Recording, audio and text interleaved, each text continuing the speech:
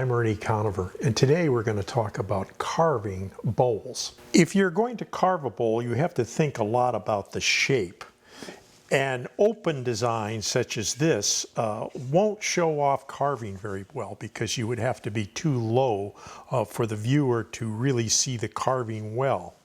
Likewise, it doesn't work particularly well with highly figured wood, although this shape would give enough exposure that carving would show up nicely. This burl carries enough message that carving would be a bit superfluous.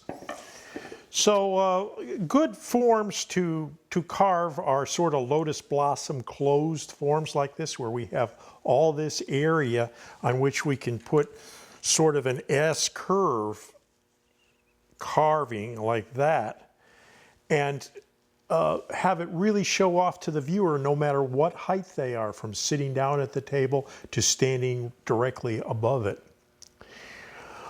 To actually carve it, we need to do a few things, and I'm now just going to set a pencil line right here.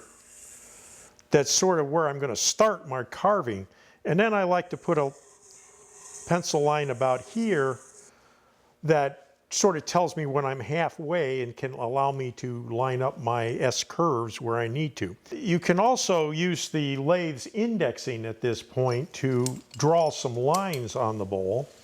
And that's a matter of just catching each index point and drawing some lines around like this. These segments allow me to draw just a very simple line if I want, or I can make it a bit more stylized like this, so that it would come up and like that would be a little bit more beautiful. I can also either stop it just inside the rim or actually make it come out onto the rim. I prefer that because then when you look at the rim, you see quite naturally that it's carved. It's best to leave the checking recess in till after you're done with carving. I've used various schemes for holding bowls while I carve them over the years. In the early days when I had a simpler bench, I made a right angle plate in which I could put a strip of wood across here with a couple of pieces of threaded rod and some wing nuts and hold it against really a right angle plate on my bench. I have this Emmerich vise now, which I simply drop a piece of wood in it with a piece of leather in front of it. You sort of pick a gouge for the width you're going to carve out of the flutes. And gouges are sold by sweeps. The higher the number, the more curvature there is to it. And starting square and on the line here, I just work up, not trying to take too much at any one time. And I'm just working right across there like that. Now, an important factor in carving this kind of thing is we're now going to carve this flute right here, and then we're going to come over and carve this one on the other side, and then we're going to alternate back and forth, going all the way around and meeting on the other side. If we carve in one direction, our carving will get bolder and improve, and by the time we get to the other side, they won't be anything near one another, and you'll have a hard time meeting up on the other side. So it's a good idea to just stagger back and forth, moving out in both directions, and you'll get a nice junction on the other side. As you can see, I've actually reversed the bowl now, putting the base here. I've cut this down. I have a slight angle to it so I can get at it. I've tilted my vise a little to make it really easy to get to it. But this allows me to start, and you got to sort of think about grain directions as you do this. I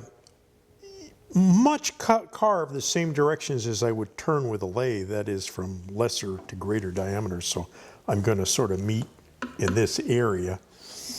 And sometimes as the grain changes, and as changes with each one of these flutes, you actually have to carve on one side in one direction and the other side in the other direction to get the grain to cut perfectly. I'm around to the other side now to go in the other direction.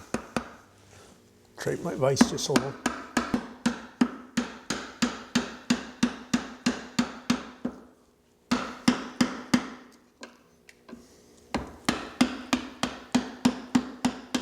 Trying to grab a little too much real estate there.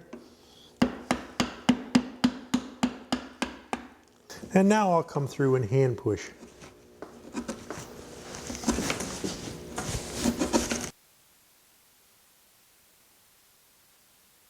If fluted carving that we just showed you intimidates you a bit, and you still would like to try this and just do something simple, and this is a great technique because it's pretty fast, is to just get a small, what's called a veining chisel, which is just a little V-shaped chisel like this, and just take your bowl right here and catch the edge and just walk a nice little cut right down to the edge like so, and taper it right off like that. Go right next to it like that.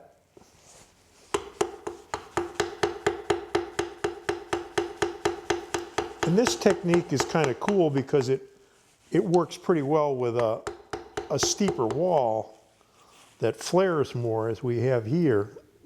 Sometimes they don't line up perfectly. Just go on. Nobody will see that when you set it down on the table full of potato chips.